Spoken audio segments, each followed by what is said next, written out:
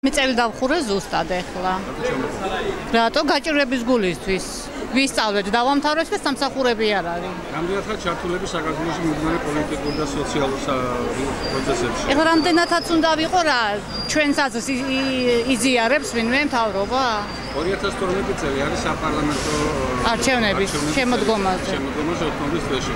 ხართ ინფორმირებული ამის შესახებ, გაგდით საელჩო საკონსულო ამის შესახებ ინფორმაციას, რომ ღვთისყალობით გაგვაჩნია ქართული გაზეთი. საკონსულო აგრეთვე და მიიღოთ არჩევნებში მონაწილეობა?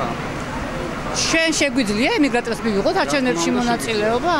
ნებისმიერ ემიგრანტს ლეგალს და არალეგალს უფლება აქვს მიიღოს მონაწილეობა საკონსულო. არ ვიცოდით ეგ. რა თქმა უნდა, აქედან საკონსულო აგრეთვეზე მიგზავნის საკონსულოში.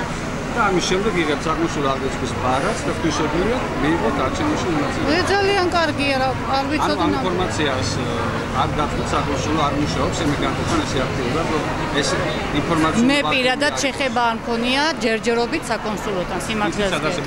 კი ვიცი სადაც არის საქართველოს ელჩო. ხართ ნაყოფი? არა, არ გამჭირვებია. დემოკრატია როგორ ხედავთ საქართველოში? არსებობს დემოკრატია საქართველოს? ვაქვს ეს დემოკრატია? როგორ ხედავთ, მთელი საქართველო აქ არის დემოკრატია?